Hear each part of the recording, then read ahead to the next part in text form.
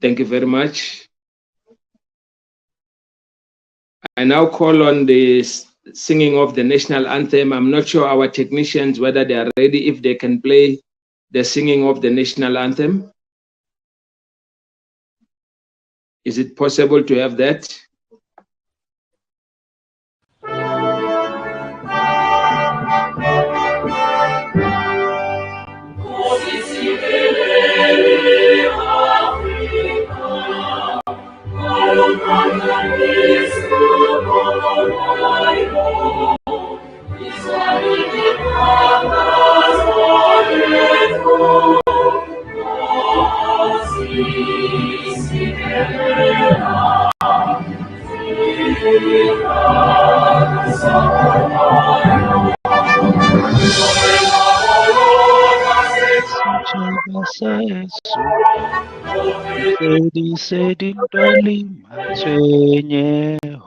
Can you switch off the mic?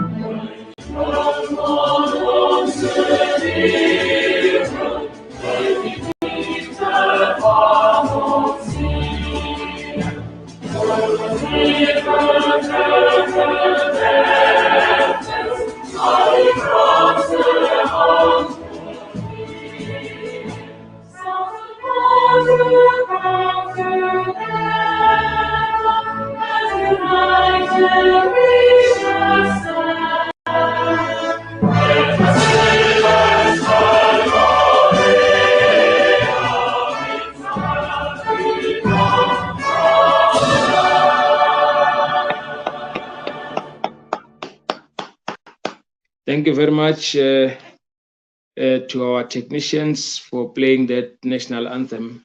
Very important anthem indeed. Honorable members, thank you very much. And I want to call the House to order. I want to say that as we are sitting down now, please make sure that when you are not on the platform to speak, please make sure that your microphone is off and your video is off. You can only switch on your microphone and your video when you speak. And I hope that is in order. I'm now going to call on the deputy chairperson of committees to give us a welcome address and outline the process to be followed. Honorable Kanyane.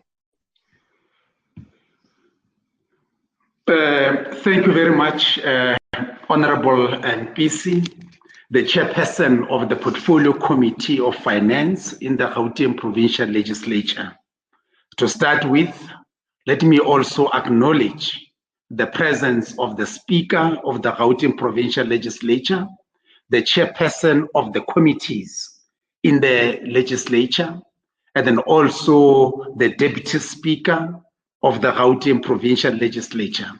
Again, let me also acknowledge the presence of the MEC, Nkomora Lehoko, the MEC of Finance in Gauteng, who will be speaking on behalf of the Premier and then also on behalf of the department, because this sector parliament, we have placed it with the Portfolio Committee of Finance. Again, let me also welcome the federations that are present here, the federations that will be engaging in the topics that have been outlined and also coming up with resolutions. We have FEDUSA, we have NACTU, we have SAFTU, and then also COSATU. These are the federations in the province that will be participating today in taking us through the issues of the workers. Again, I must really indicate that this workers' parliament, it comes as a continuation of the workers' month of May. And then we must really indicate that when you talk about the May Day, it didn't really come out of a thin air, This has been comrades, communities, workers who were so relentless, so selfless, with this unremitting perseverance in ensuring that workers' rights are really realized. I know if we analyze currently, our political climate is characterized by a high level of a political discord. And then I must really attest that, which is still fueled by extraneous subversive forces that are really bent in derailing us in achieving our goals as workers. Now, the challenge that we are really facing, it is now to further strengthen both ideological and our activist role as the workers, so that we are able to translate this the workers' rights, the workers, the classic from the workers.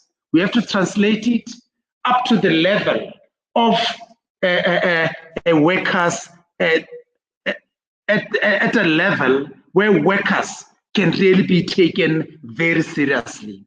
I'm saying this because when you talk about the workers, you talk about the people who are really politically astute, politically with the clarity of how they really move forward.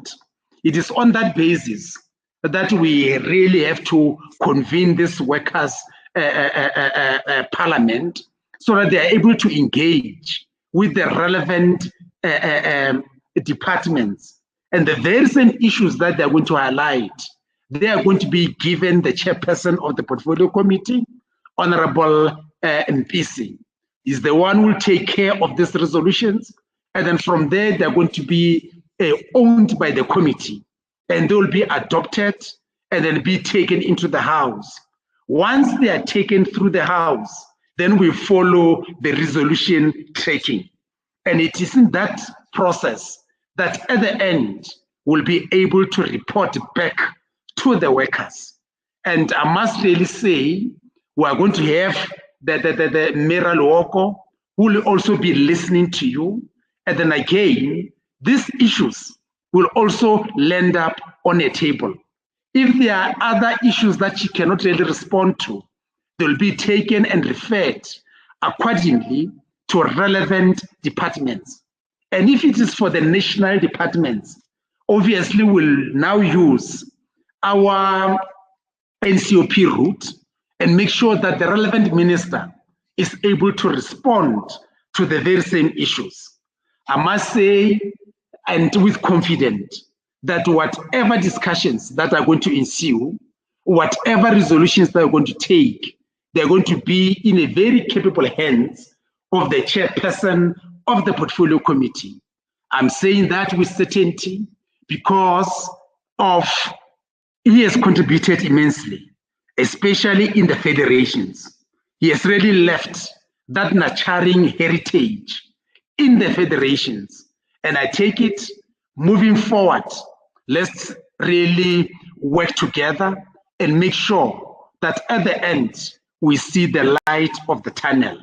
I'm not really going to take you long. I want to hand over back to the chairperson of the portfolio committee to really steer this ship and make sure that our objectives of today are really realized.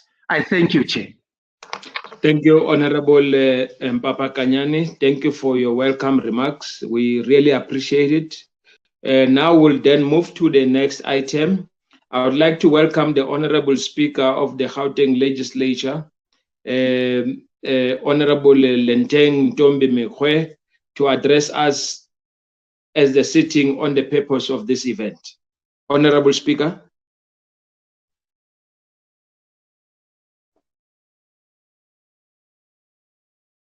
Honorable Speaker.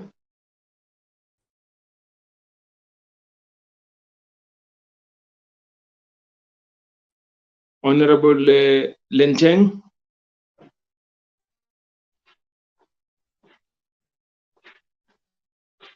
Is Honorable Speaker on the platform?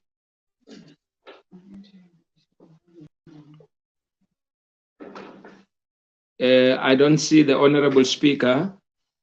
I think she might be having challenges. Chairperson? Yes, Mr. Nondonga. It's Nondong here. Sorry, Chair. Yes, I understand Madam Speaker is attending the audit meeting, but she will join us immediately afterwards. Okay. I'll just have to that's check fine. if she's ready to come back. All right. Thank you, Chair. Thank you so much. Let's then move to the next item.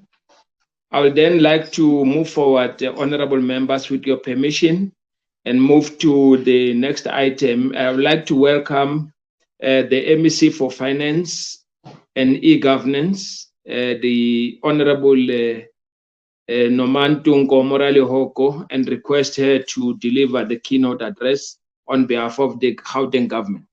Honorable MEC.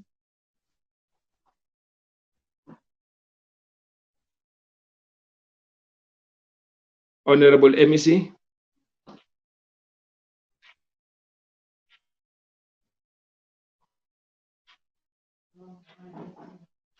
I don't see the MEC on the platform. Is she around? Mr. Nondonga, are we having the MEC? I'm trying to check, Chair. I'll also call her. Thanks, Chair. I will also try to call her just to check if she's. Anticipates that We are challenged now. Two of our main speakers are not here.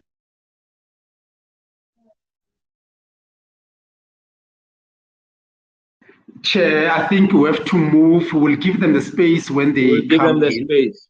Thank you, Deputy Chairperson of Committees.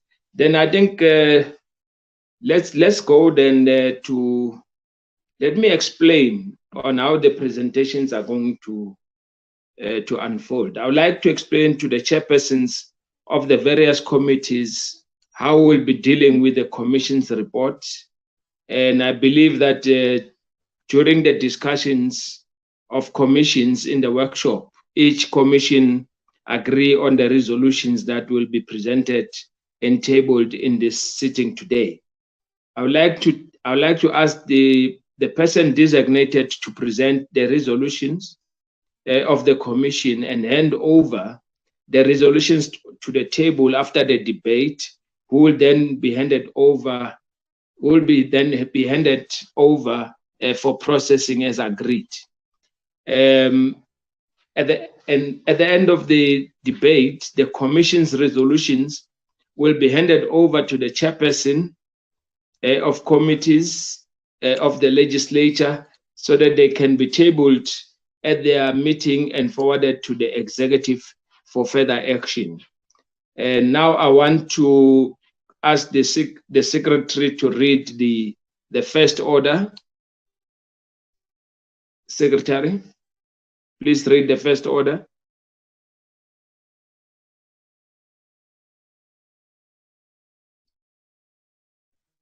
Will the secretary please read the first order?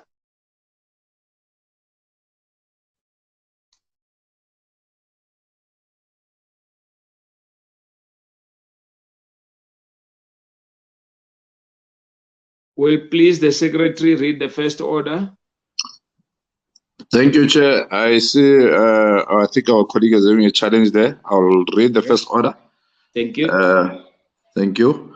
The first order is the debate on how the pandemic changed the world of work, and with sub-themes, ICT and its impact on the workers. Thank you.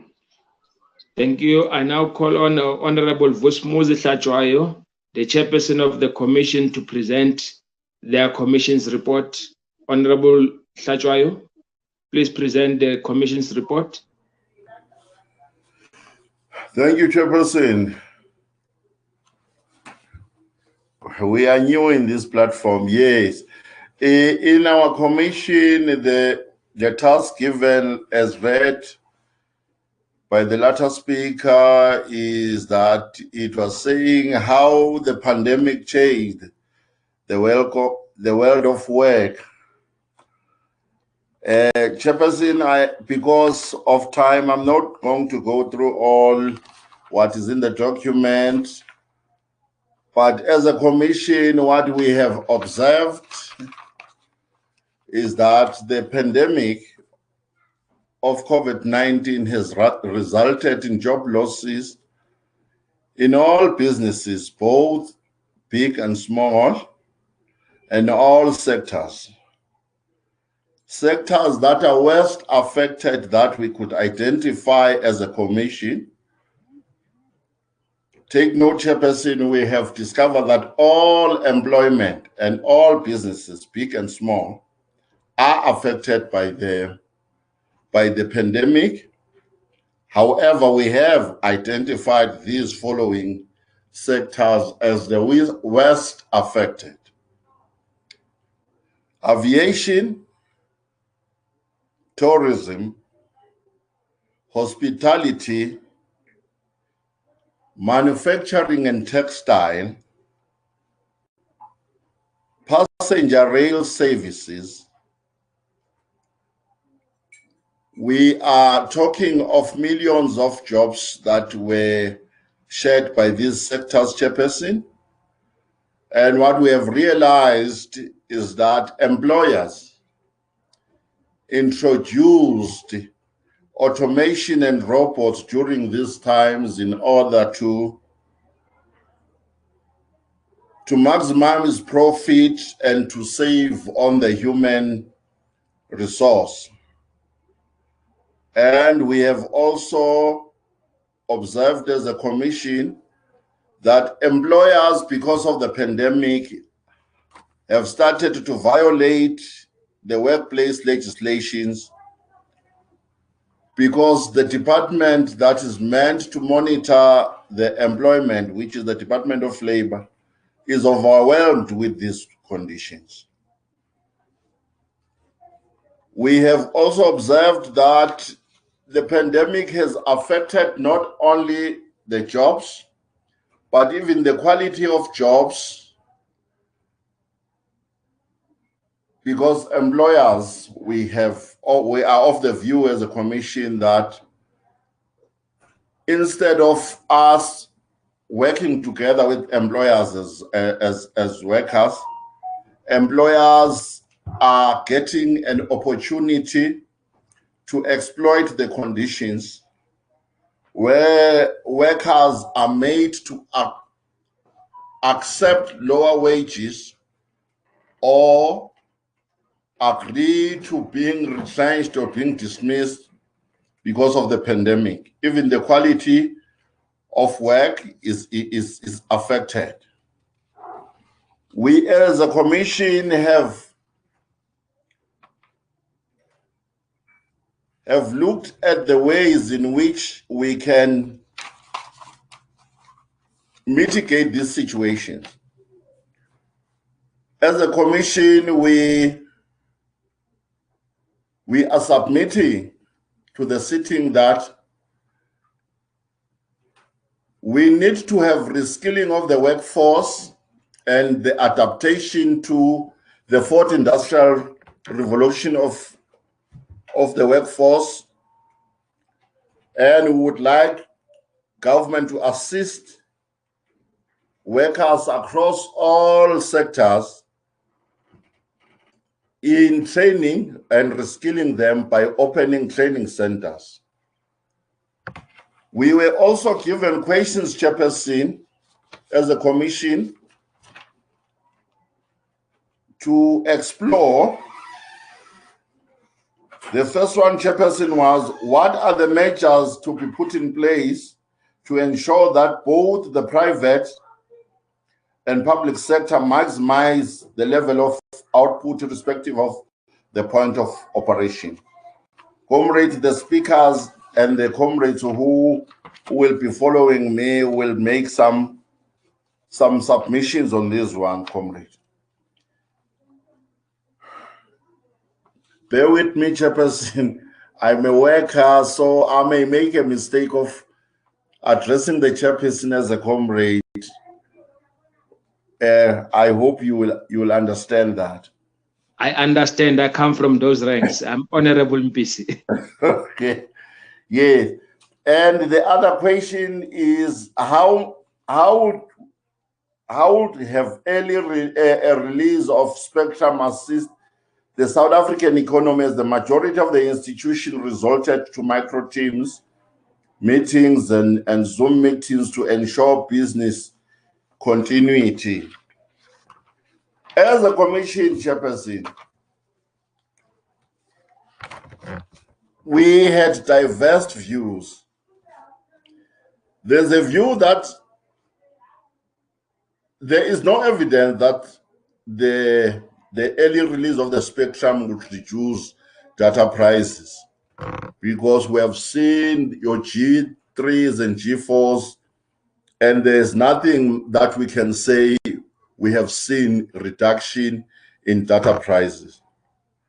However, there's also a view from the same commission that says, when you look at the technology, your G5 and the fiber networks that is being introduced, you can see that there's an improvement in data, and you can see that service providers can even offer to the public your unlimited data at a reasonable price. Comrades will make some additions on that regard.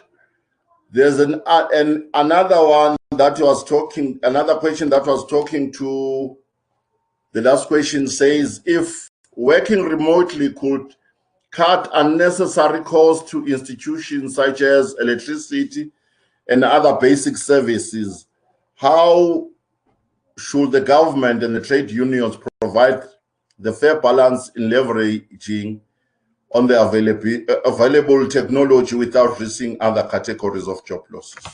We said the issue of risking other job categories is not guaranteed, because definitely the value chain will be affected. But we have observed that employers are also taking an advantage of this situation. Those comrades who can work from home, the employer is saving on electricity and water. As you wrap up, Chair. Okay. Yes. Is saving on electricity and water, and the employer is not paying for those. And the employer will demand that workers will work more hours now that there is no traveling. And we have also said there's a selective supply of the tools of trade when it comes to employers. Chairperson, I think I will, as a commission, this is what will be our observation and what we have come up with. The other comrades will make some addition, Chairperson. Thank you, Honorable Hlatshwayo. Thank you. Thank you very much, Honorable Hlatshwayo. We really appreciate it. Let's now move to the next speaker, Honorable Sipho Ndlovu. You have 3 minutes. Honorable Ndlovu. Thank you, Honorable Chairperson. Moving from where Honorable Hlatshwayo has moved, it's important to note that part of the problems we are experiencing today in relation to the pandemic, it's mainly that workers are displaced. Furthermore, the more he has mentioned the issues of the sectors affected, but the most vulnerable workers in terms of your informal sector has been the most affected. In that only were they not being displaced, but furthermore, it was an issue of they were furthermore taken away their livelihoods in that part of the regulations that we have been able to put in place have not been able to make them to earn a living. That simply means that what mechanisms can we put in place to ensure that we safeguard their survival in terms of livelihoods, and that we can also ensure that opportunities are created for them. In relation to one of the key issues that have been raised by the ILO in terms of recommendation R204 that speaks about formalizing the informal sector to ensure that everyone is covered in terms not only of work, but equally post-work, that there could be also benefits for them. And this part of what this pandemic provides to us is an opportunity to introspect ourselves and ensure that in terms of our planning, we could look far ahead and say, what is it that we can do better that would better the lives of our people, especially the workers?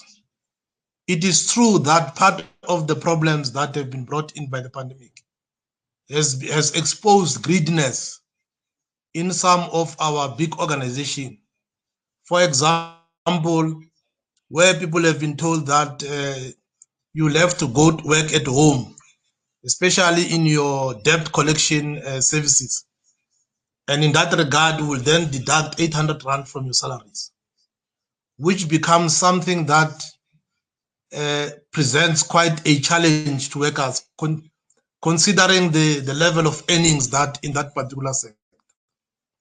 However, we wish and we hope that this parliament would come up with resolutions that would ensure that we safeguard the gains that we have made so far in terms of building an equal society where all are given opportunities to ensure that they contribute to the wealth and the economic activity of the country.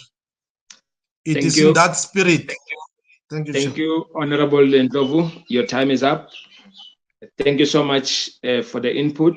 Let's then move to Honorable Mukwena. Honorable S. Mukwena. The platform is yours. Thank you, Honorable Chairperson. It is Honorable Solomon Mukwane. Mukwane. Yes. Thank you. Thank you. Chairperson, maybe, Honorable Chairperson, maybe to expand more on the first question. One of the issues that we realize as a commission is that there are measures in place, mostly at the policy stage. We therefore realize that failures from all sides, organized labor, the government, and also the public sector to monitor and implement current different measures which remain at this planning stage, or where others are saying high level, it is a hindrance and it is currently haunting us during this pandemic. And this lack of policy implementation affect the realization of all good plans and also the output at all levels. Organized labor should play its pivotal role to ensure that these packages and measures put in place to create maximum opportunities is realized through meaningful job creation. We therefore make a call for a government to also include at all times organized labor in policy making. This will assist organized labor to ensure that its members and their voices are heard accordingly. We as the committee or the commission realize that there is a need for job resilience in these changing times, and proper meaningful collaboration from both public and private sector and the truthful involvement of the general public can assist everybody in terms of ensuring that not a lot of jobs are shared. The need to ensure a full and proper implementation of OHS regulation is important and has always provided gains for all stakeholders. It is therefore important that both public and private sector ensure compliance as one of the means to help working class assist in maximizing production in all spheres. And this, when a production is properly maximized, then jobs are also created. The Commission notes that these measures cannot be possible and maximum production cannot be realized when workers and communities are not involved in the planning stage. It is not all areas of production that are able to produce only from the workplace or production sites. Other areas are able to work optimally remotely and have displayed proper results irrespective of the work areas. It is therefore the call for this committee that many of these areas that are able to optimally produce remotely, let them be taken to that area, work remotely and be able to optimally do so as the Honorable Chairperson is at work and is producing optimally. Indeed, Chairperson, the Commission realized that, as our Chairperson has said, that the issue of reskilling and the issue of ensuring a proper adaptation to fourth industrial revolution is paramount for all of us to succeed in these changing times, because our times are not only changing because of the pandemic. We've got other areas of changes, the climate changes, the changes in the mining sector, especially the coal mining sector, the changes in the approach to electricity. All those things are going to affect workers. And we make a call to ensure that the government hears our voice in terms of establishment of the training scheme or training measures that will assist in reskilling the working class. Thank you very much. Yeah, thank you so much, Chairperson. Thank you very much. Your time is up. Thank you so much. Let's then move to the next speaker, Honorable Tshepang Lisiba. You have your 3 minutes. Honorable Lisiba. Thank you. Good morning, Chair. Good morning, honorable members. We currently are in the Workers' Parliament. That is a great idea. But if you check, some of our members couldn't connect because they live in areas where we are struggling with connectivity. And I'm touching on this because there's an issue that relates to the spectrum release. If it could have been released, maybe it could have been better. We received the 3G spectrum, we received the 4G spectrum, and there was no impact on data prices.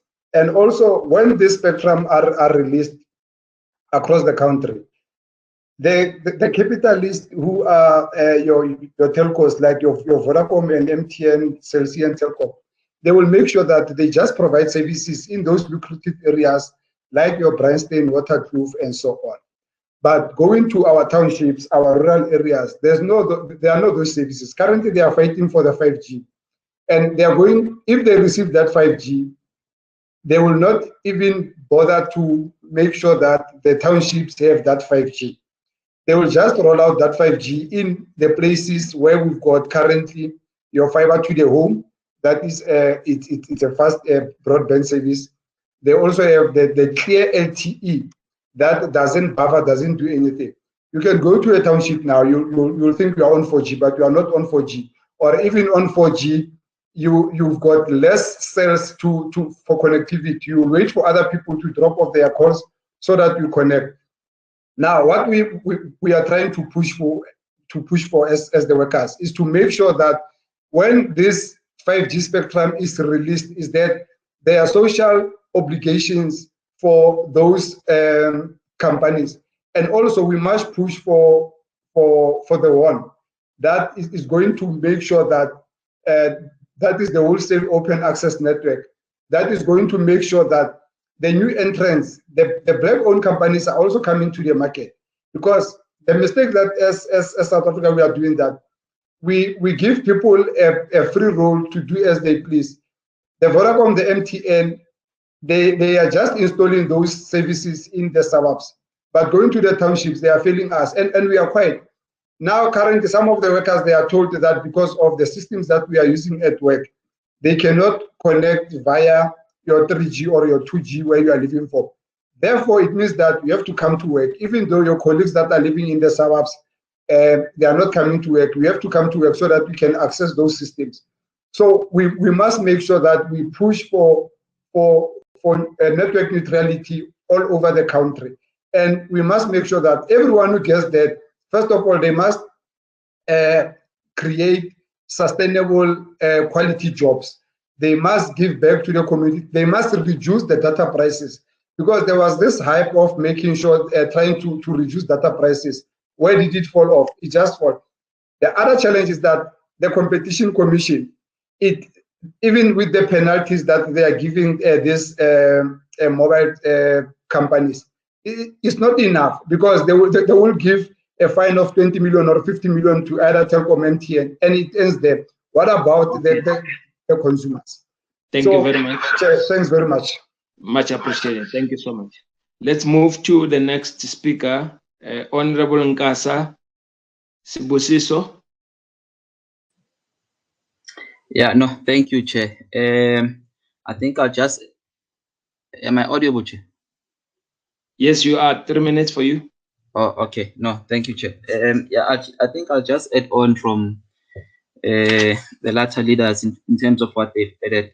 What our commission also indicated in support of the views is that we as the federations, we need to join the transformation in terms of the fourth industrial revolution, in that COVID-19, it has fast-tracked technological transformation and digitalization, and we cannot afford as federations and trade unions to be left behind, as well as the country.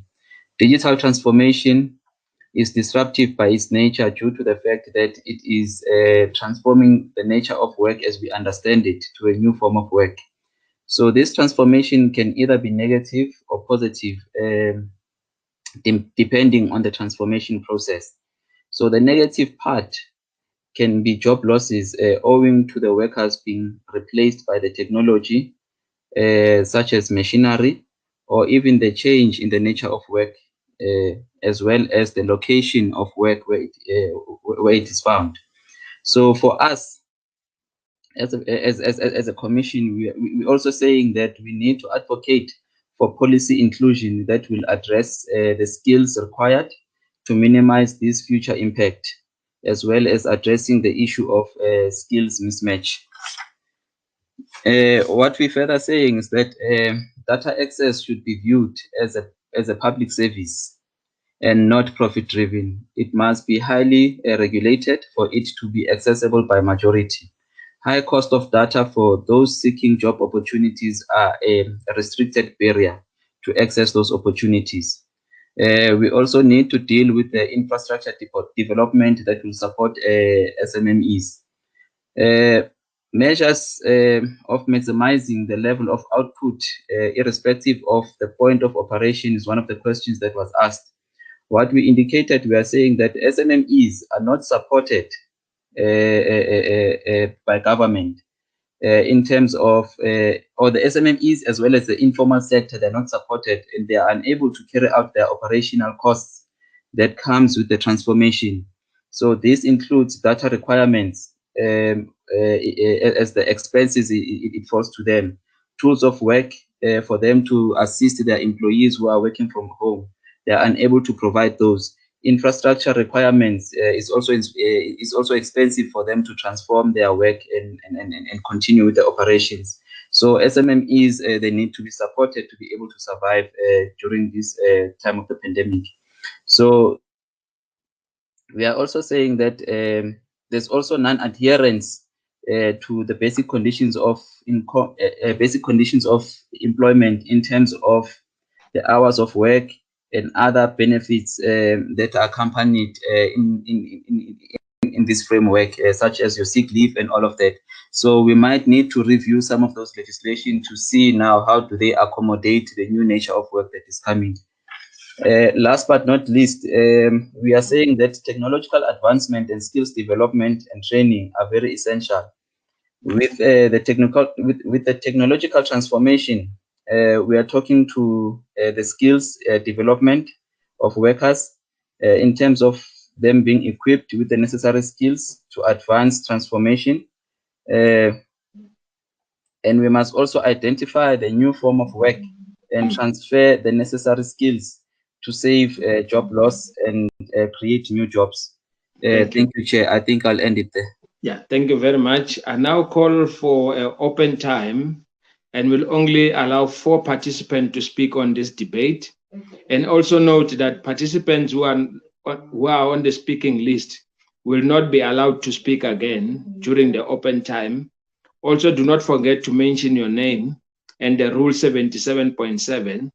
And I'm now going to have an open time. Those who want to speak, can you please raise your hands? I can't see the function on my system here, the hand function, but you can indicate if you want to speak, your name and the federation.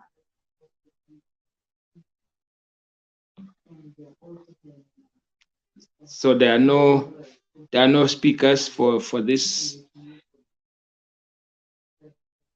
open time. Then let me move now directly to Honorable Tlhatjwayo.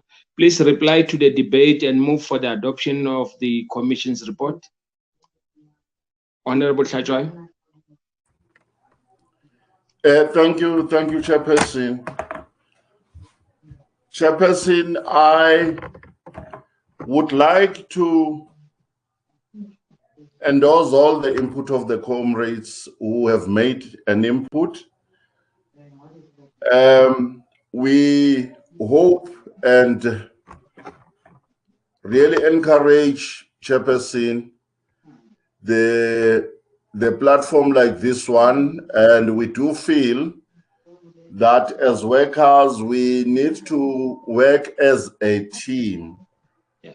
That is, we as workers and the parliament, we also would like to work with employers in order to find the solution to the challenges of the economy, of the workers, and of everybody. It is said, Chairperson, that at times we feel that we are in the wilderness as the workers. The intervention by government of the TERS is much appreciated by us as the workers. The challenge is when these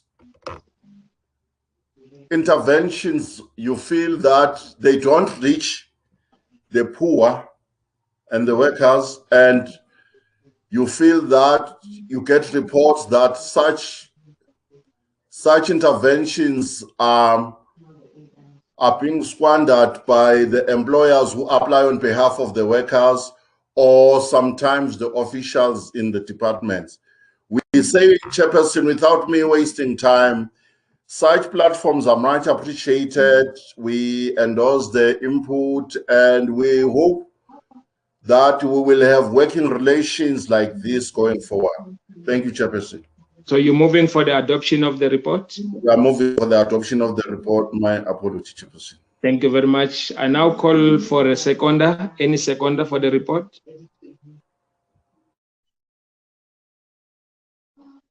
Any seconder from the participants in the commission? Seconded, Chair. Thank you very much. Thank you, honorable members, and thank you for the debate. I now want to go back to our speaker and call on the MEC for finance and e-government to give us the keynote address, and then we'll then go back to our next item. Honorable Nomantunko Morale-Hoko, please address us. Thank you, Chair. Thank you, Chair, and let me greet the leadership, Madam Speaker and the Deputy Speaker, Chairperson of committees, Deputy Chair of committees, fellow executive members. I think they are listening where they are. Members of the legislature, representatives of business, organized labor, and Madam Speaker, Chairperson of the committee, Mr. Mpisi. This sitting takes place against the far-reaching and fundamental steps taken by the President Cyril Ramaphosa to put our country under alert level 4 on Sunday evening. This drastic step is necessary and required given the rapid spread of COVID-19 in our country, especially in our province, which is Gauteng. It is not an easy decision to arrive at, but if we were to curtail the further spread and contain the outbreak, where it was important that the movement of people is managed and limited. Gauteng province has seen the highest number of people infected and overall this represents the single most serious concern and greatest risk to health infrastructure and health services in our province. Chairperson, there is no doubt that this pandemic is increasingly claiming the lives of our people and slowing down the economy of this country.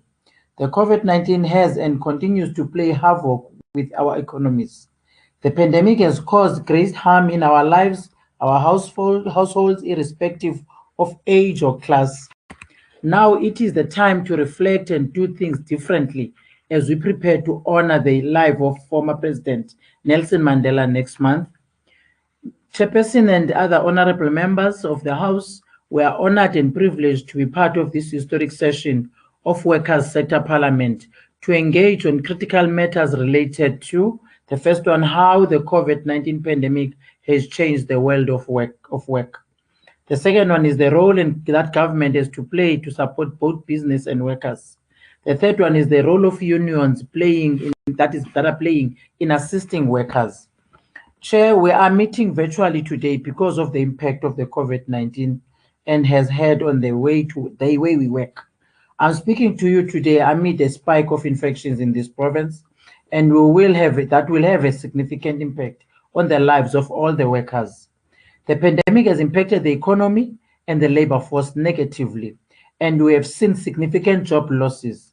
The quarterly labor force survey for June 2021 indicates that unemployment increased again by 0.1% in the first quarter of 2021. The official unemployment rate is now 32.6%. More alarming, the official unemployment rate among youth at the age of between age of 16 to 34 years is 46.3%. A glimmer of hope is that employment in the formal sector increased slightly despite the overall decline.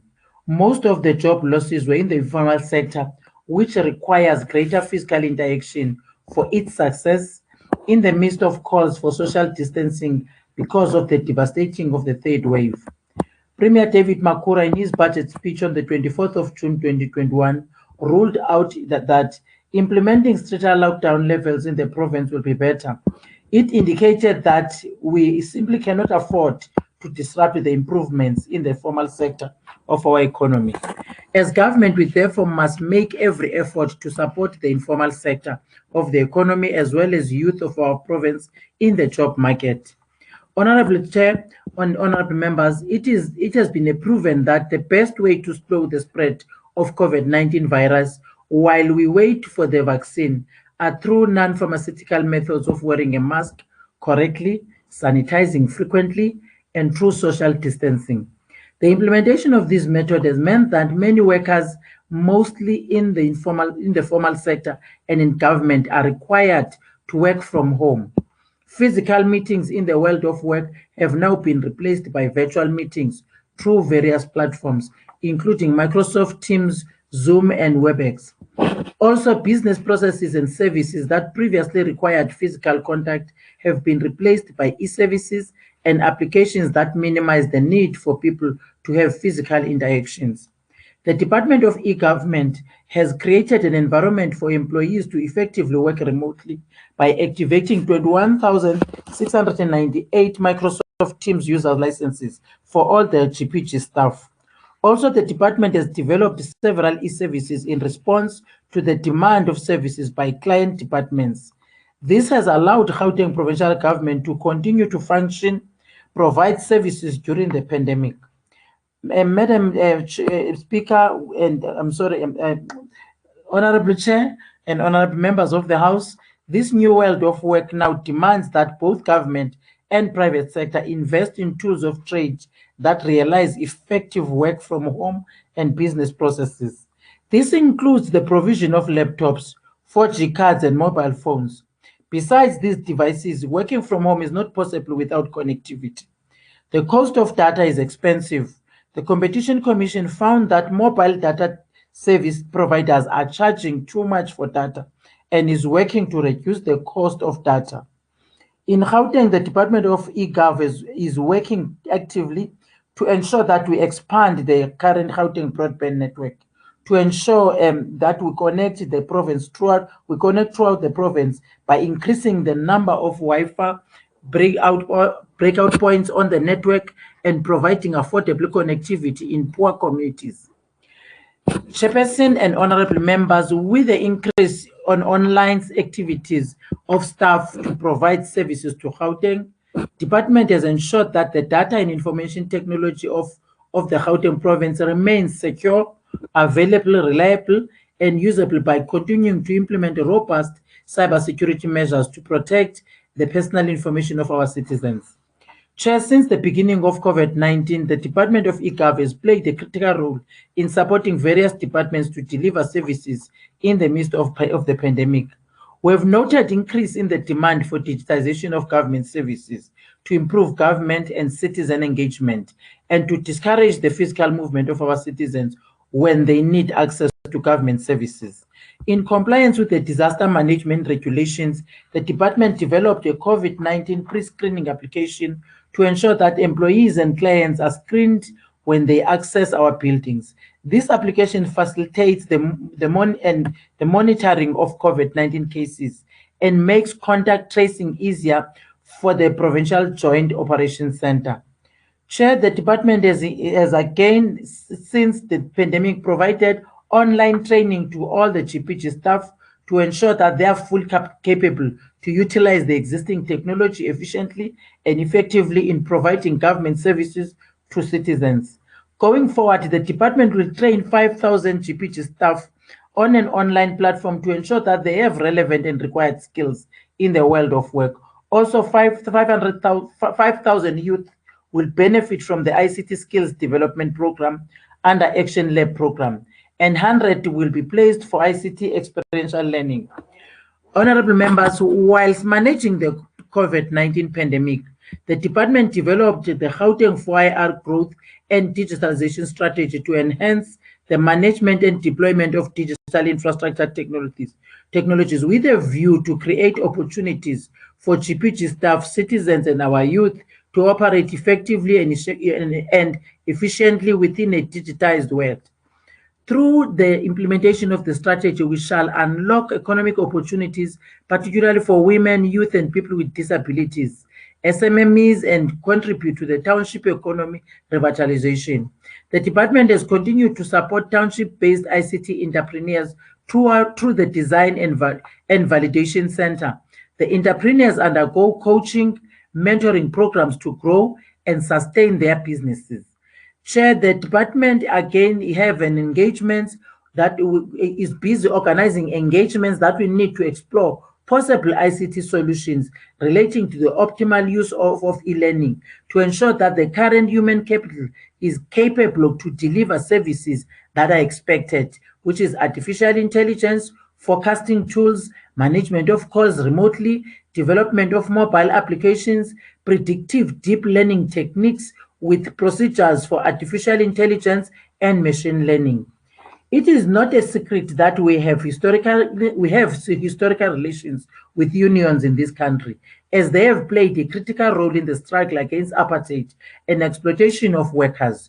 During the pandemic, we have constantly engaged to ensure that the lives and rights of the workers are protected. As a practice in the Department of eGov, we have established a standing committee made up of representatives from employer and labor to promote labor peace through constant engagement on labor-related matters.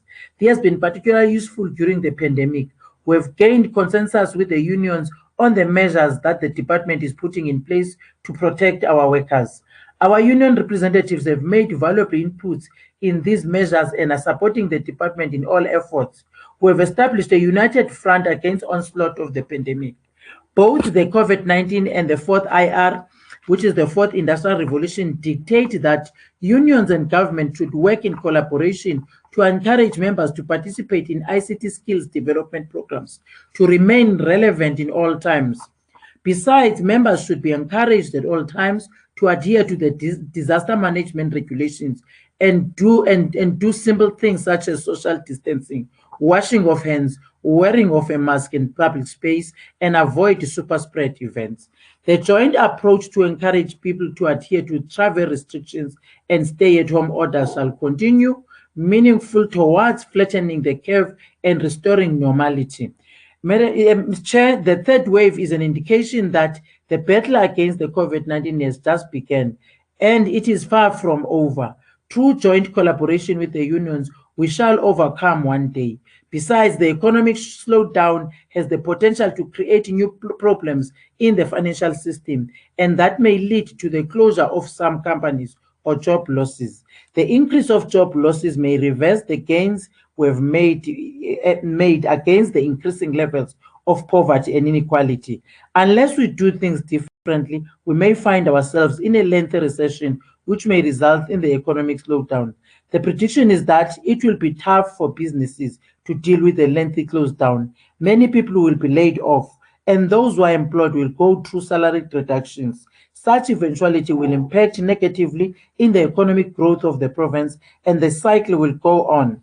As Gauteng provincial government, we are continuing with our focus on high growth priority sectors and infrastructure investment projects in order to unlock the transformation, modernization, reindustrialization of the different corridors, including districts of our Gauteng city region. This is essential to grow economy, create jobs, and reduce unemployment.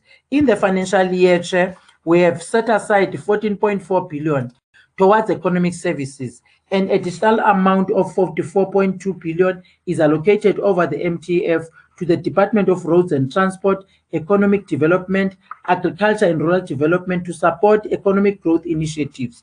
These include the revitalization of township economies, proactively linking communities to economic opportunities by increasing the participation of small, medium, and micro enterprises, including cooperatives in the province, because they are part of the mainstream of our economy, as well as promoting and attracting trade and investment to the economy. Turning to the infrastructure, Chair, over the 2021 MTF, Gauteng provincial government will be investing a total of 35.3 billion in social and economic infrastructure. A total of 13.8 billion of this amount is set aside for new or replacement of infrastructure, while 20.4 billion goes towards maintenance, refurbishment, and upgrades of the existing infrastructure. Projects cutting across the 5 corridors are allocated the largest share of the allocation, which at 15.3 billion or 43% is mainly for maintenance programs to ensure that the condition of Gauteng provincial government infrastructure assets, such as building and roads, is preserved. The Central Development Corridor receives the second largest allocation at 6.4 billion or 18%, and the remaining 13.7 billion or 39% is shared by the Eastern, Northern, Southern, and Western Development Corridors. Honorable members, we're beginning to see the results of strategic investment into various sectors of the economy. 2 weeks ago, statistics of South Africa are the investments that we are making to reignite the economy, and that is said our growth domestic GDP increased for the 3rd consecutive quarter. 8 of the 10 industries reported gains in the 1st quarter of this year, led by mining, finance, trade and transport and communication, including manufacturing. They gained in this slight increase. 8 of the 10 have indicated that these of the key industries are key to our growth strategy of growing Gauteng Together Vision 2030, and they demonstrate that we are on the right track as a province. In conclusion, Chair, we need to engage in an honest and robust debate to reach viable solutions to save lives of our people and the economy of this country. Lest history judges us differently. The real challenge is that the coronavirus spread rapidly throughout the province now and the world at large. The pandemic has created severe economic impact in the different sectors of the economy, and that impacted negatively on the global trade, interest rates, financial market, and regrettably reversed the gains made against the reduction of poverty and inequality in the country. Chair, I will end there, but I think, Chair, part of the program or the recommendations that the sector parliament will come up with, especially on ICT, will definitely be forwarded to me by the office of the speaker and the presiding officers, so that we are able to make follow-ups on those, so that when the next parliament comes, when you will be looking into the previous recommendations, we will be able to improve in specific areas that the leadership have raised of parliament. I've picked up notes when they were talking on some of the critical areas that they think we should do, but I'll still have an audience with the leadership of COSATU and other unions, leaders of other unions that are here from different affiliates, federations, so that we are able to sit down and see what are the specific things that as the Department of eGov we can do to speed up the process of broadband connectivity to their specific areas that they've identified. I thank you, Chair. Thank you very much, Honorable MEC. We appreciate it, and thanks for the keynote address. We really appreciate it as the Workers' Parliament. I'll now move honorable members to the Secretary to read the second order. Thank you, Chair, once more. The next order is the debate on the role of labor unions in assisting workers, with sub-themes: one, reflecting on the success of minimum wage bill approval, as well as how labor unions are supporting women amid the pandemic. Thank you. Thank you very much. I now call on Honorable Simpiwe Gada, the chairperson of the commission, to present the commission's report. Honorable Gada.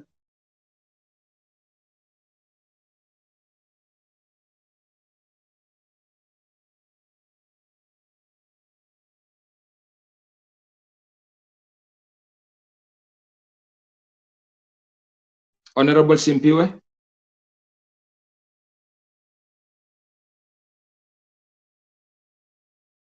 Honorable Simpiwe Gada. Honorable Simpiwe is not there. Let's then move to Honorable Peter Moloi.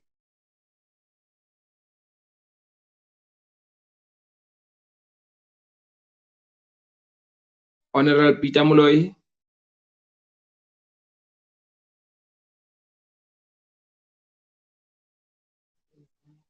There's none there again. Let's go to Honorable Peter Foss. Thank you, Chair. Am I audible? Yes, you are. Okay. Yes. I think from our side, just to contribute to the debate on the role of unions, we feel that the mushrooming of unions or the proliferation of unions is causing a challenge due to the fact that as unions are increasing, you find that certain unions consist of 200, 300 members. It causes a challenge because, especially the challenge of capacity of those unions. Also feel that some of these unions that are coming up and mushrooming, they don't have basic or formal constitutional structures. You find that a union exists on national level, but it does not have a footprint in provinces or branches or whatever. So it causes a problem, especially when it comes to capacity in assisting members of that union. The issue of capacity in dealing with members and assisting members is very important when it comes to activities of unions. I mean, if we look across the spectrum of federations, you find that the sectoral unions, for example, let's look at SATU. In COSATU, SATU has a capacity to deal with issues of their members. It will then help us as unions or federations to learn from each other. If you also look at, again, in the public sector, you go to FEDUSA, you have a union like the PSA. They are also much capacitated, so we can also learn from them. If you go to a federation like SAFTU, you find that there are also unions within the public sector like NUPSO, who's having capacity. There are unions in the like NUMSA, who's having capacity. The point that we're trying to make is to say that capacity is very important in assisting our members, and we must find a way to see across federations or across unions, how do we learn from each other to become capacitated? Or how can government assist unions be becoming capacitated to be able to handle the challenges of members? But I think the broader debate would then be to say, as federations, as unions, when do we then come together to start discussing the issue of one federation, one country, or one sector, one union?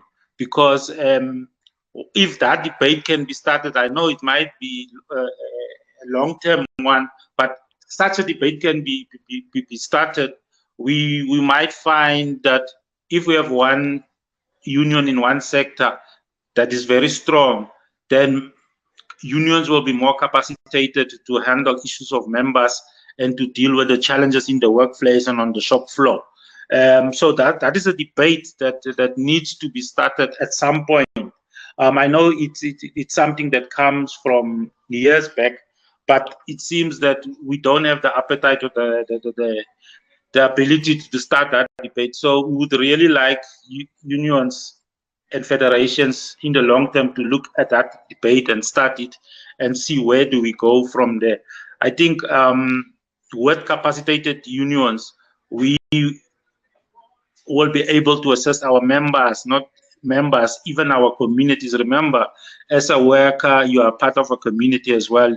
You're a leader in a union, then you become a leader in your community as well. So that debate in the near future should be started. It can only be started by us as unions or federations. I think we want to submit that. Thank you, Chair. Thank you, Honorable Foss. Let's go to Honorable Amos Munyela.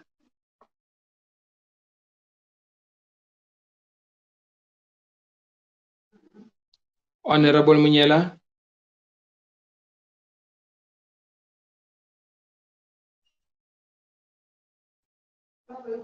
Honorable Munyela. Okay. It seems as if we don't have Kosatu in the house. Let's then, I now call for an open time and will only allow 4 participants to speak on the debate. And also a note that participants who have already spoken on the list are not going to allow to speak during the open time. And also do not forget to mention your name and the rule 77.7. Thank you. Can I note hands now? Those want to speak on open time?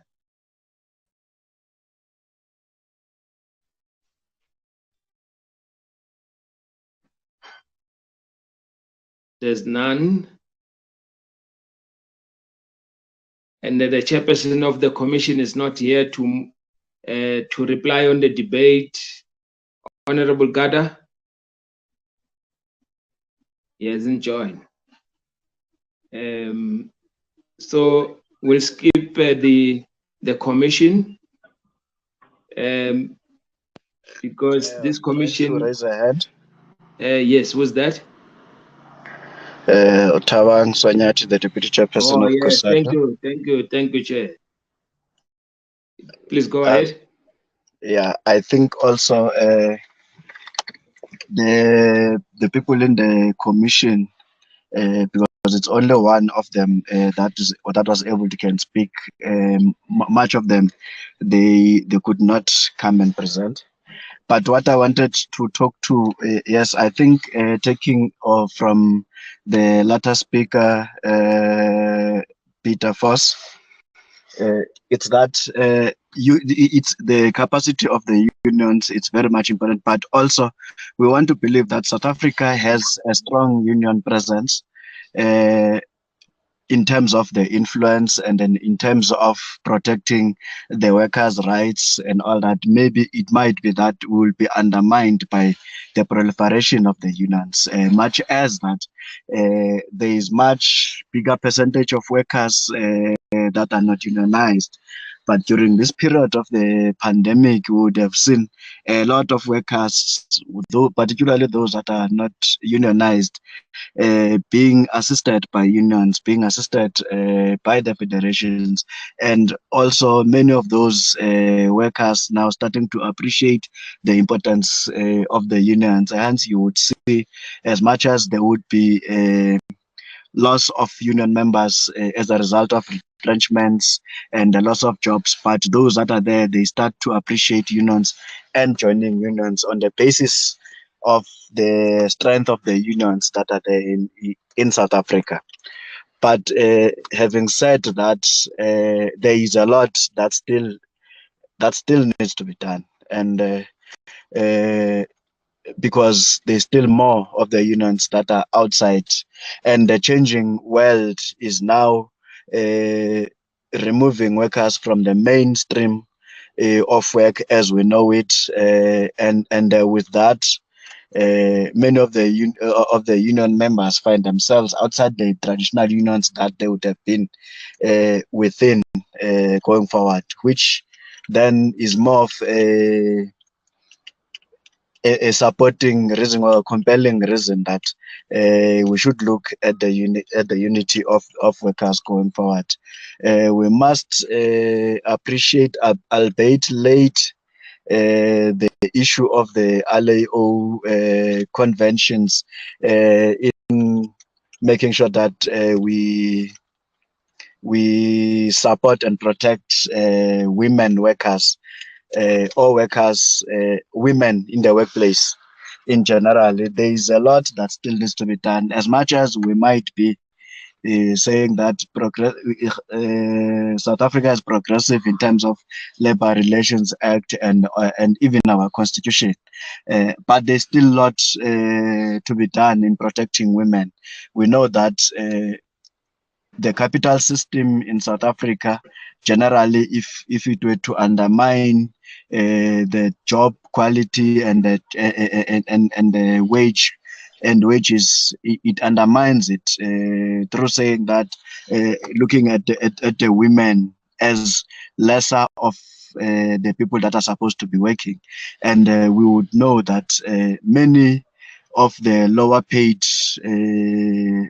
work is mainly done by women, and we think that maybe the minimum wage also, when it was put up, that minimum wage would have done a lot in trying to remove that, because we want, where we're saying that equal work and equal pay, but also the minimum wage has at least mitigated in terms of saying that a woman worker would pay this much, would be paid this much, and a man worker would be paid this much. But we know, because we know that of the workers in the lower paying categories, that it would have always been women that are put on the foot in terms of the hierarchy of the salaries. So it starts there, where it recognizes everybody must start at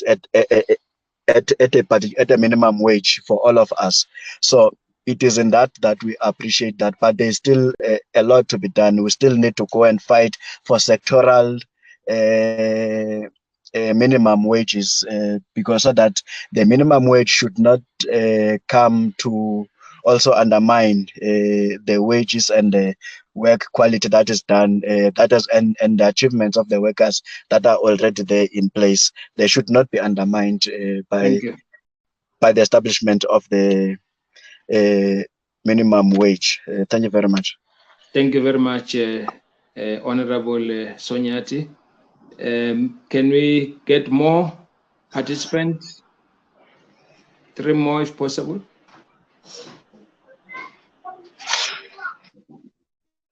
Anyone wants to come in? There's none. So I'm told that the other participants are struggling to unmute. They are on the platform, but they can't unmute Honorable Munyela as well. And Honorable Gada, I'm told that they are on the platform, but they can't unmute. I just received the SMS now. Now it makes it difficult for us to adopt this report. I'll then request that we move.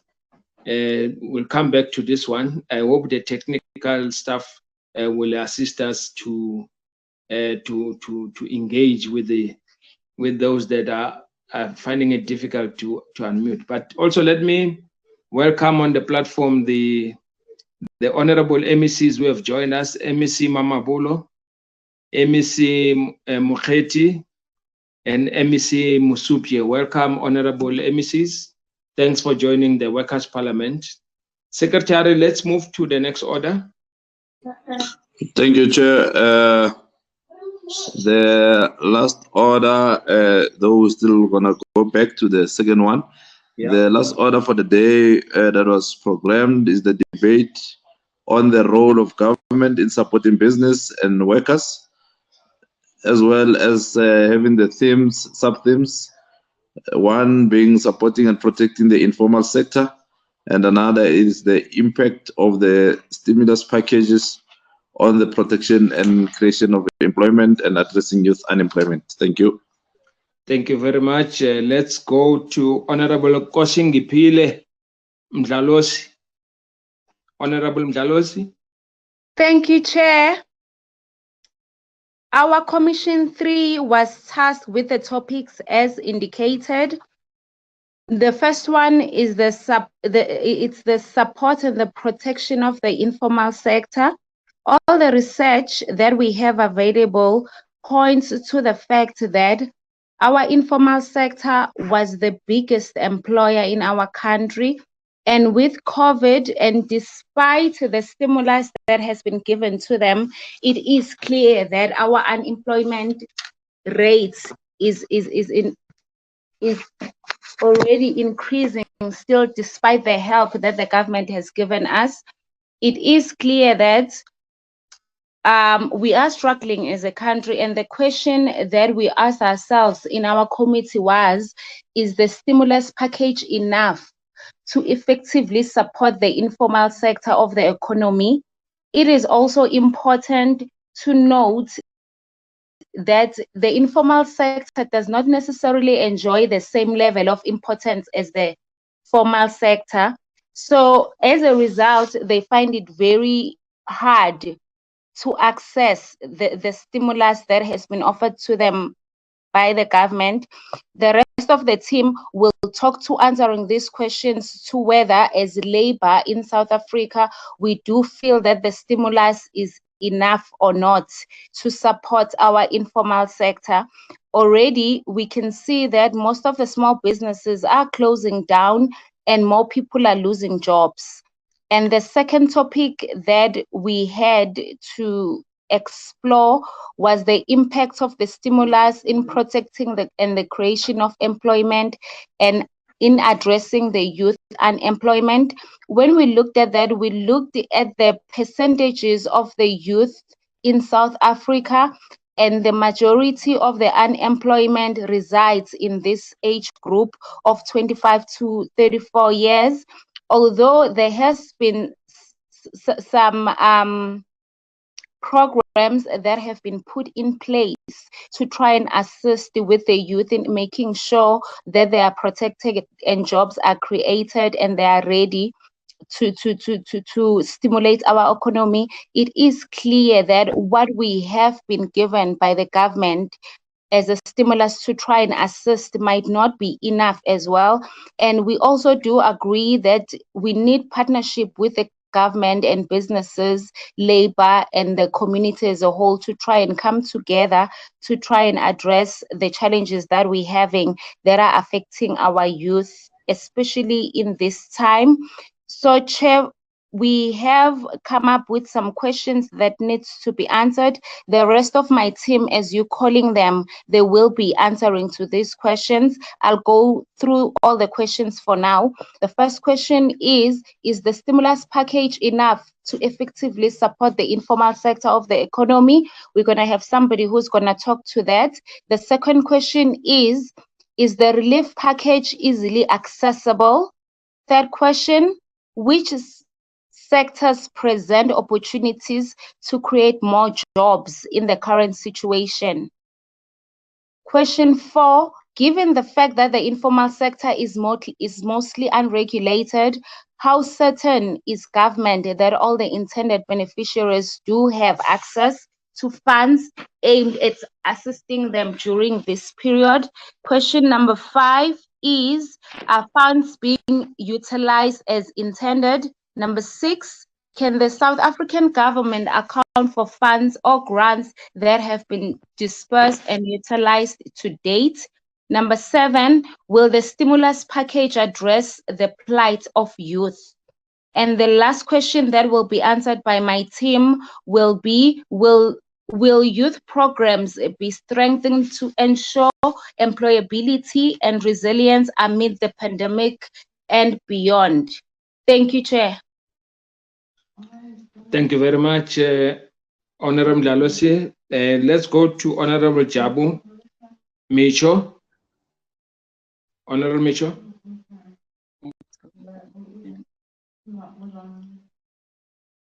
Honorable Micho.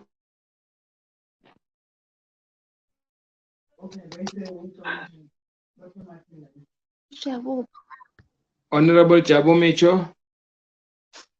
Good morning.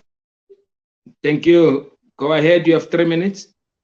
Yes. The first question is the stimulus package enough to effectively support the informal sector of the economy? Our answer is no. Although the stimulus package helps to some extent, based on the research provided, it is clear that more small businesses are facing closure and the rate of absorption in the sector continues to drop. Recommendation for government to strike a deal with the informal sector to find a way of regulating them, and the stimulus package should not end immediately after the pandemic. It should be available a while longer after that to ensure that business recover and are able to stand on their own. Innovation was part of the stimulus that was promised to deliver for 4 programs, however, was never implemented by the depth of the science and technology. The second one is the relief package easily accessible. Yes, for formal sectors, package is easily accessible because the qualification criteria and process is outlined. However, accessibility is hard for informal sector as they are not regulated and may not have all the required documentation to satisfy the criteria. A recommendation, government to strike a deal with informal sector to find a way of regulating them. Department of Labor must facilitate the registration process of informal sector and make it easy for them. Third question, which sectors present opportunity to create more jobs in the current situation? Transport. The pandemic gave rise to more transportation services like Uber, Bolt, and delivery services. Food. More takeout places were opened. IT and telecommunications.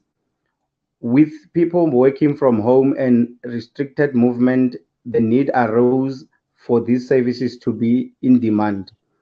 PPEs, a rise in this industry was necessitated during the pandemic.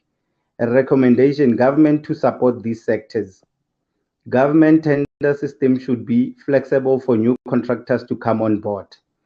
Fourth question, given the fact that the informal sector is mostly unregulated, how certain is government that all intended beneficiaries do have access to fund aimed at assisting them during this period? Although the government tried to regulate the distribution of these funds, there is no proper way of ensuring the money ends up at the correct hands for informal or unregulated sectors. There is some control where the money goes for the regulated or formal sectors, as the Department of Labor is regulating these. Recommendation, government should come up with policies to regulate and fund distribution. Thank you. Thank you very much, Honorable Micho. Let's go to, I'm told it's Honorable Member from Kosatu. I don't have the name, but I'm told it's an Honorable Member from Kosatu. Please go ahead if you know your name and introduce yourself. Thanks, Honorable Leader. My name is Louisa Mwepe Mudiko. I'm the Provincial Secretary of COSATU here in the province. The question that follows in this, okay. You have 3 minutes, go ahead. Okay, thank you. The following question, which is question number 5, says that are funds being utilized as intended? Our response is that no, funds are not used for correct purposes for the informal sector. And the funds are not even enough. And there's an issue of corruption that is involved. We are saying, yes, indeed, for formal sector, everything is under control and funds are utilized as intended. And the recommendation is this: investigation to be conducted on how the funds were used and distributed. Law must take its course where criminal activities are uncovered, and monies must be recovered and redirected to the correct use. Corruption must come to an end. The following ones is saying, can the South African government account for funds or grants that have been disbursed and utilized to date? Yes, we are saying yes and no. The government can account for funds distributed to the Department of Labor. The qualification criteria was outlined, but on the no one is that the informal sector that are not regulated, those monies cannot be accounted for by the government, and that becomes a challenge and creates leeway for corruption. Question 7, will the stimulus package address the plight of youth? We are saying no. Education system of the country should be looked at to ensure no youth is allowed to leave school until grade 12. Youth who are not academic must be offered training in other skills. Proper legislation to be implemented to ensure youth complies with regulations. And then we recommend that job creation is a must, to give youth skills to enable them to get a job in future. Cultivate entrepreneurs who will create job opportunities in the future. Create forums, youth endeavor, to discuss issues of taking the country forward. Channel the youth to study towards skills that are needed in the future, like your transport, quality, risk, and IT management. Question 8, will youth programs be strengthened to ensure employable and resilience amid the pandemic and beyond? We are saying no. We do not have enough as a country to ensure this. Recommendation, we indicate again that job creation remains a must. That when we do the job creation, give youth skills to be able to be employable in the future. And then again, recultivate entrepreneurs who would also assist in making sure that the social platform is much more secured, and create youth forums or forums for youth endeavor to discuss issues of taking the country forward. Lastly, channel the youth to study towards skills that are needed in the future, just like we have indicated above. Thanks, the Honorable Member.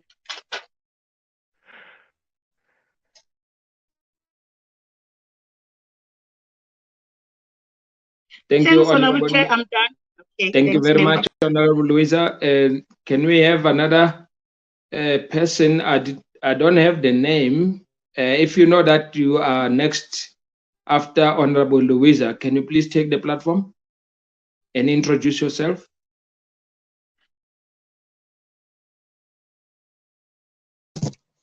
Thank you, Honorable Chair. My name is Dorothy Sitole. Yes, I have you. Dorothy Stola, I have you, but I just wanted another person. I'm not sure from which federation is that, who was supposed to speak, but that person is not here. Go ahead, Dorothy. All right, thank you, Chair. Thank you. My strive is how pandemic has changed our world. This pandemic has changed our world in a most difficult way. We had a loss of blood of unemployment and a shortage of skills due to people who were passing. And at the end of the day, we have to reskill. There's a lot of graduates with no employment as we speak. So, which means it's in addition to the unemployment rate that we are having due to companies, they are shutting down due to a lack of income.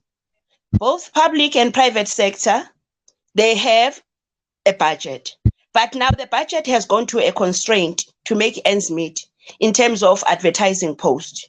We need posts because we had a lot of members that we lost due to this fight of who succumbed to this COVID-19, from the police service, from the health, from the transport service, from even also on other public and private sectors. So the government has to make sure that those posts are being re-advertised. The young youth can be able to get some work again. And then workers are still starving due to non-availability of these relief funds, namely the TERS fund. They are still going to offices, and then they find that the money they were given to their employer, in return, the employer never give the money to them. We go again. The members from the tourism industry has been hit hard, as well as hospitality, entertainment, due to the fact that we have our country being shut down. So they are struggling and they didn't get even a relief fund, some of the tourism industry people. We have a youth that is very much skillful. They are in crafts, they are in small businesses, but cannot get funding. And in fact, the government has to ensure that they get fund so that they can be able, so that we can see their skills, how they maneuver their skills, because we've got skillful youth who are even participating on SMMEs, but at the end of the day, they cannot maneuver their businesses due to funding. The 500 billion stimulus package that was meant to protect our jobs, support economy, as well as recover the economy, has been misdirected and all lost to corruption. So we need to eradicate corruption by putting measures and regulation in place so that the money that has been misdirected can be recovered, and then so that we can sustain our country.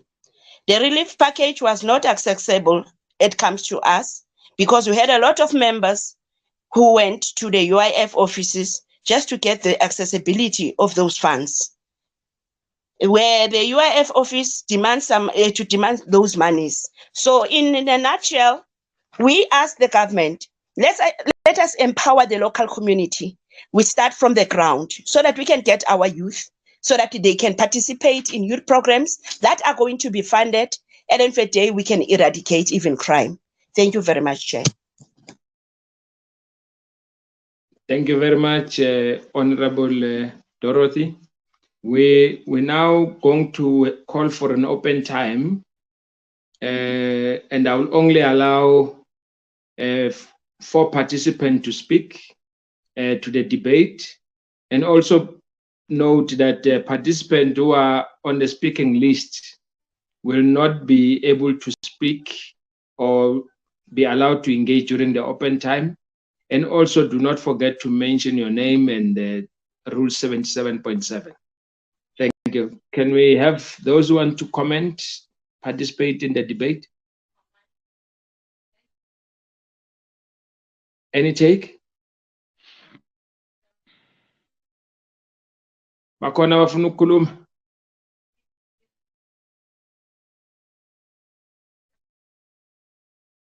There's no one. Then I'll now call Honorable Chairperson of the Commission to reply to the debate and move for the adoption of the Commission's report.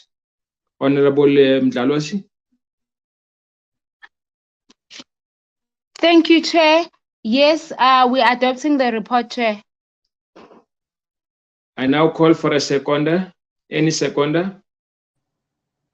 Seconded, Chairperson. Thank you very much. Jabu Moche. Thank you very much, Jabu.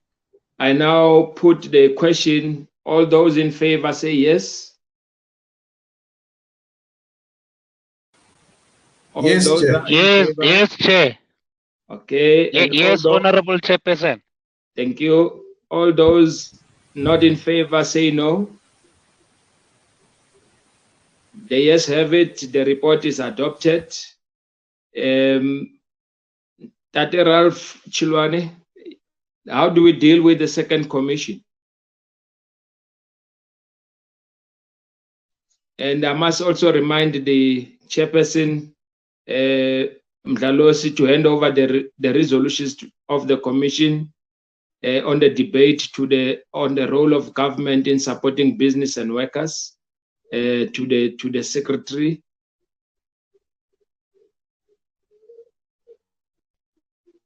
Ralph, I've now closed the debate. Can we deal with the second commission? How do we deal with that issue?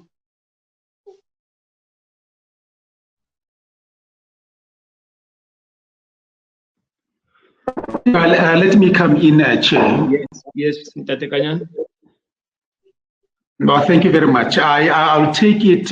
We had two commissions that we have gone through, which is Commission 1 and Commission 3.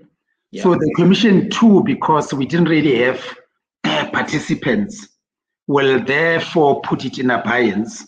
So there will be the two resolutions, Yes. the resolutions from 1 and 2 that we move forward. Unless we have them that we can really move on, Ralph can come in if ever is available, or Makamba. If they are not, then we're going to move on without those. Without Commission 2. Okay. Okay, Mr. Makamba? Or Mr. Ralph? Thank you, Chair. Indeed, I think there was still struggling. There was no, I don't see any other colleagues that were able to join or be able to participate further. I think we can move from where we ended with those few that had participated and be able to process all the information that has been put forward, and we'll see how we work out the report from there. Okay, thank you very much. I would like to take this opportunity to thank all the honorable members for their contribution in the various debate and their contribution. I want to thank you so much. We are now moving to the next item, item 11. I'd like to call Honorable Sizakele Nkosi Malobane to receive and hand over the resolutions to the chairperson of the Finance Portfolio Committee for further processing, and also to give the vote of thanks on behalf of the legislature. The Honorable Chair of Chairs. Thank you very much, Honorable Chair Mpisi, for the opportunity.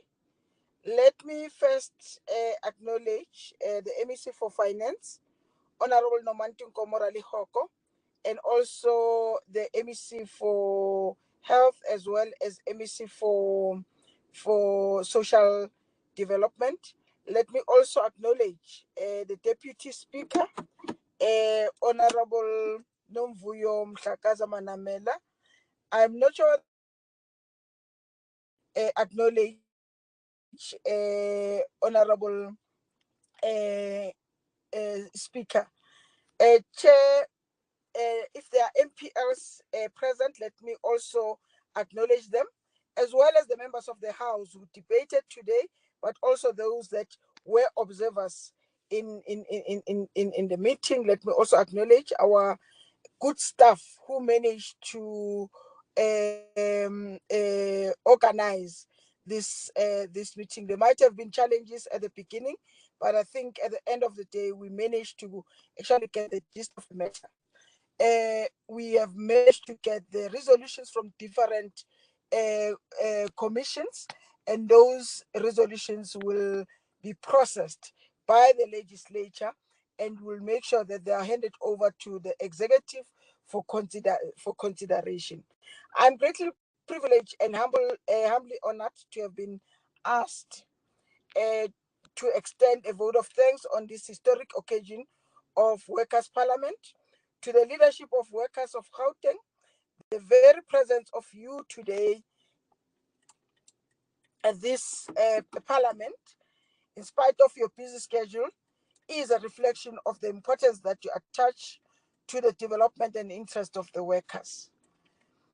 Honorable Papa, Madam Speaker and Deputy Speaker, as well as our MECs present and the chair of the session, were inspired by your guidance and leadership. It is my sincere hope that your wisdom will enhance the relationship the GPL has built with labor federations in Gauteng.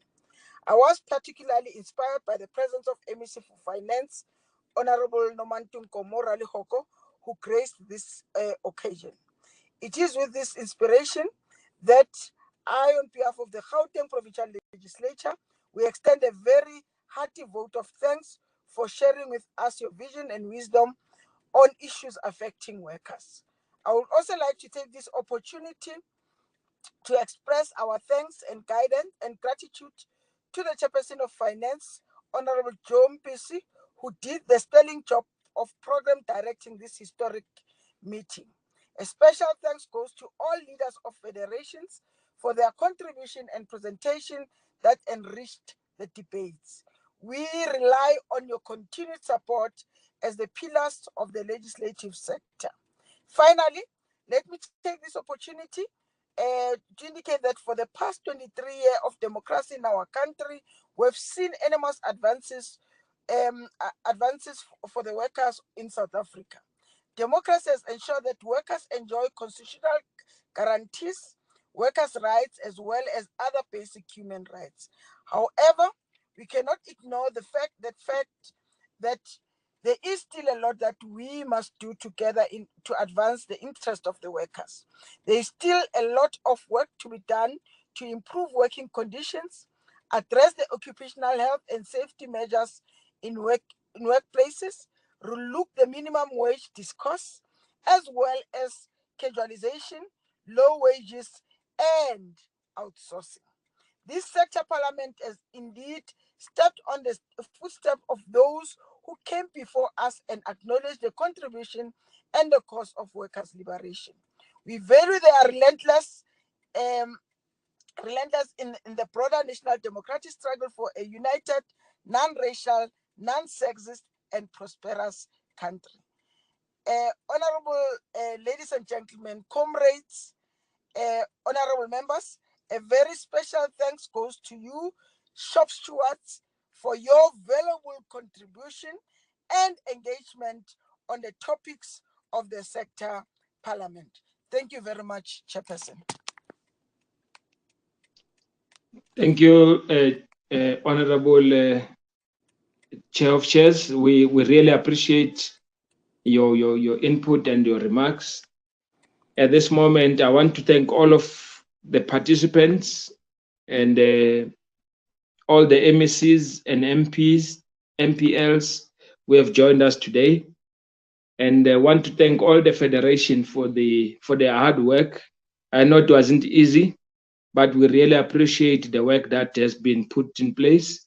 And we really appreciate all of you who have participated in this Workers' Parliament. That concludes the business for the day. The House is now adjourned. Thank you very much and enjoy the rest of your day. Bye-bye. Thank you, Chairperson. Thank you, Chair. Thank you, Chairperson. Thank you, Chair. Thank you, Honorable Chair. Goodbye. Thank you. Bye-bye, Chair.